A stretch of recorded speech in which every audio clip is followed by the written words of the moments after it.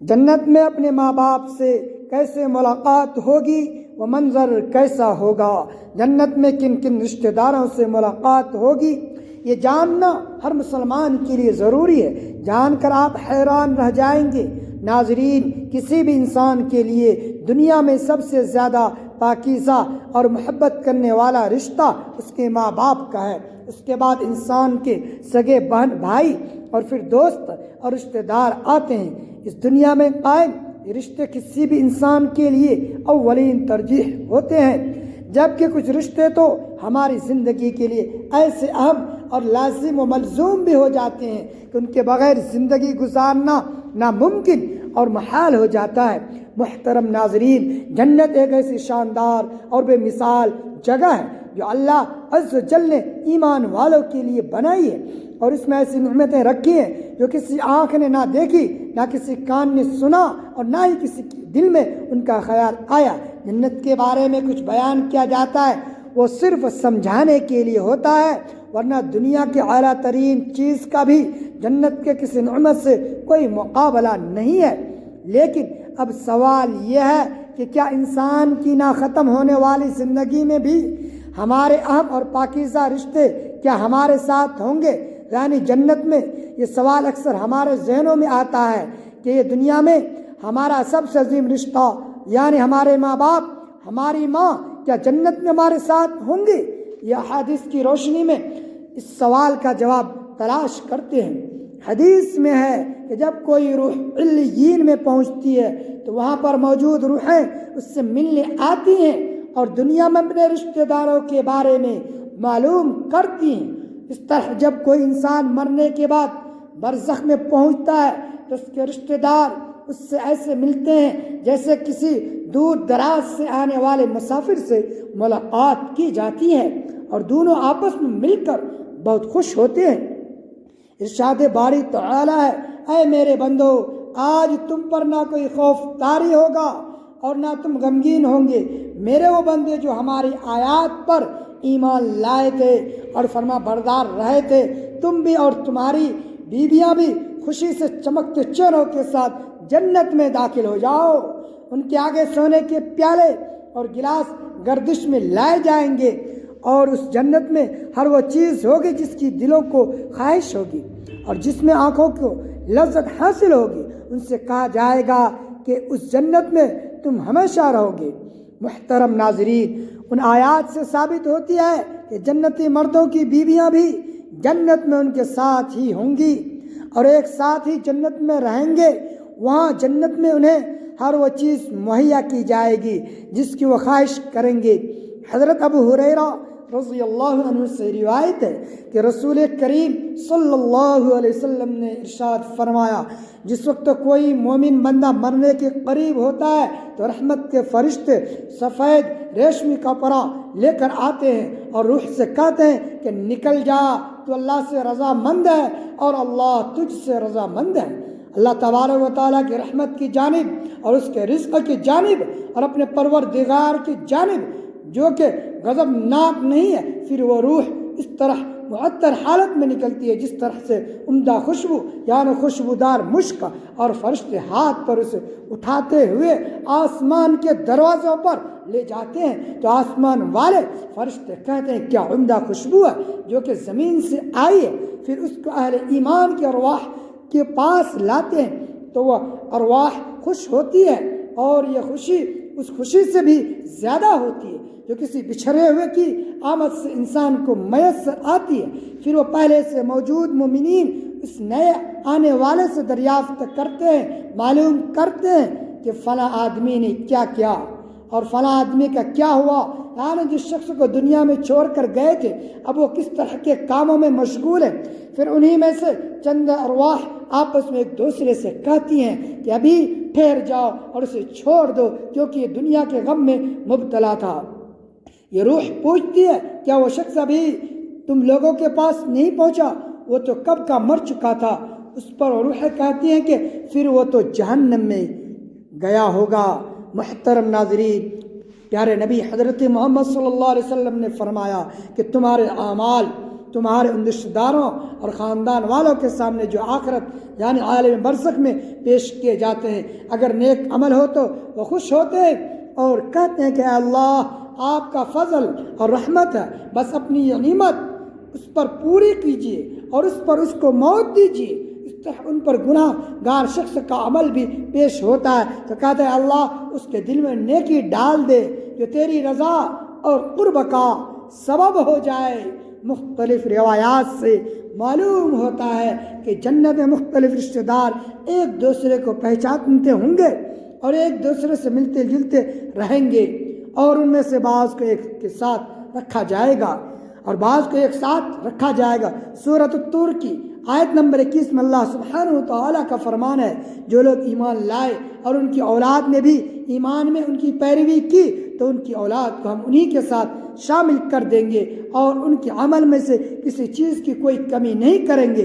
حضرت ابن عباس رضی اللہ عنہ سے مروی ہے، بے شک اللہ تبارک و تعالیٰ مومن کی آنکھوں کو ٹھنڈا کرنے کے لیے اس کی اولاد کو ان کے اصل مقام بلند کر کے اس کے پاس اس کے درجے میں پہنچا دیں گے۔ اگرچہ یہ اولاد اپنے اعمال کے اعتبار سے اس درجے تک نہ پہنچتی ہو، پھر آپ صلی اللہ علیہ وسلم نے یہ آیت تلاوت فرمائی، اور جو لوگ ایمان لائے ہیں اور ان کے اولاد نے بھی ایمان میں ان کی پیروی کی، اس سے معلوم ہوتا ہے کہ انسانوں کی اولاد کو اس کی خواہش کے مطابق ان کے ساتھ ہی رکھا جائے گا۔ جو لوگ جنت میں جائیں گے تو یقیناً یہ وہ لوگ ہوں گے جنہوں نے اس دنیا میں نیک اعمال کیے ہوں گے، جب کہ ایسے لوگ بھی ہوں گے جنہوں نے گناہ کیے ہوں گے لیکن اپنے گناہوں پر شرمندہ ہو کر اس دنیا میں ہی اللہ تبارک و تعالیٰ سے معافی مانگ لی ہو اور سچے دل سے توبہ و استغفار کر لیا ہو تو اللہ تبارک و تعالیٰ ان کو معاف فرما کر جنت میں داخل کرے گا، جہاں اللہ عز و جل ان کی ہر خواہش پوری فرما دے گا۔ اور یقیناً اس کی خواہش میں سے ایک خواہش یہ بھی ہوگی کہ دنیا میں اس سے جو بھی گناہ سرزد ہو چکے ہوں گے یا کوئی گناہ والے اعمال اس نے کیے ہوں تو اس سے وہ تمام اعمال بھلا دیے جائیں گے، کیونکہ جنت امن اور سکون کی جگہ ہوگی جہاں منفی خیالات اور غم و غصے کی کوئی گنجائش نہ ہوگی، اور ایک مومن اور جنتی کے لیے ہر طرف خوشحالی ہی خوشحالی ہوگی۔ جیسا کہ سورۃ البقرہ کی آیت نمبر 25 میں ارشاد باری تعالیٰ ہے، اور جو لوگ ایمان لائے اور نیک عمل کرتے رہے ان کو خوشخبری سنا دو کہ ان کے لیے جنت کے باغات ہیں جن کے نیچے نہریں بہہ رہی ہیں۔ جب انہیں یہ ان میں سے کسی قسم کا میوہ کھانے کو دیا جائے تو کہیں گے کہ یہ تو وہی ہے جو ہم کو پہلے بتایا گیا تھا، اور انہیں ایک دوسرے کے ہم شکل میوے دیے جائیں گے اور وہ ان کے لیے پاک بیویاں ہوں گی اور وہ جنت میں ہمیشہ رہیں گے۔ محترم ناظرین، ایک اور حدیث میں ہے کہ رسول اللہ صلی اللہ علیہ وسلم نے فرمایا، جب اہل جنت میں داخل ہوں گے اور ان سے کسی کو اپنے بھائیوں اور رشتہ داروں سے ملنے کی خواہش ہوگی تو اس کا بستر اسے اڑا کر ان کے بستروں کے برابر پہنچا دے گا، اور پھر دونوں تکیہ لگا کر دنیا میں گزرے ہوئے دنوں کے بارے میں باتیں کرنے لگیں گے۔ ان میں سے ایک اپنے ساتھی سے کہے گا، اے فلاں، تمہیں یاد ہے کہ اللہ تبارک و تعالیٰ نے فلاں دن اور فلاں جگہ پر ہماری مغفرت فرمائی تھی، اس طرح سے کہ ہم نے اللہ سے دعا کی تھی اور اللہ نے ہمیں مغفرت کا پروانہ عطا فرما دیا تھا۔ رسول کریم صلی اللہ علیہ وسلم کے مزاج مبارک کے بارے میں متعدد حدیث مبارکہ میں بیان کیا گیا ہے کہ آپ صلی اللہ علیہ وسلم کم گو اور انتہائی شگفتہ مزاج تھے اور نرمی و محبت اور مسکرا کر بات کیا کرتے تھے، تاہم کئی بار آپ صلی اللہ علیہ وسلم کبیدہ دل بھی ہوتے تھے، مگر اس وقت ہوتا جب آپ صلی اللہ علیہ وسلم ہم سے آخرت کے حالات بیان فرما رہے ہوتے تھے۔ امام اسقلانی رحمۃ اللہ علیہ فرماتے ہیں کہ یہ کہا گیا ہے کہ آپ صلی اللہ علیہ وسلم صرف آخرت کے امور میں ہنسا کرتے تھے، اگر کوئی معاملہ دنیا سے متعلق ہوتا تو اس پر آپ صلی اللہ علیہ وسلم صرف تبسم فرمایا کرتے تھے۔ آپ صلی اللہ علیہ وسلم نے ایک بار صحابہ کرام کو یہ آگاہ کیا کہ روز محشر جب کسی کو جہنم سے نکال کر جنت میں بھیجا جائے گا تو اس کی حالت کیا ہوگی۔ اس پر آپ صلی اللہ علیہ وسلم نے ہنس کر واقعہ کا احوال بیان کیا۔ بخاری شریف اور مسلم شریف میں یہ متفق علیہ حدیث مبارکہ یوں بیان کی گئی ہے۔ حضرت عبداللہ بن مسعود رضی اللہ عنہ سے روایت ہے، حضور نبی کریم صلی اللہ علیہ وسلم نے فرمایا، مجھے اچھی طرح معلوم ہے کہ سب سے آخر میں جہنم سے کون نکالا جائے گا، یا سب سے آخر میں کون جنت کے اندر داخل ہوگا، یا پہ اپنے جسم کو گھسیٹتا ہوا جہنم سے باہر نکلے گا۔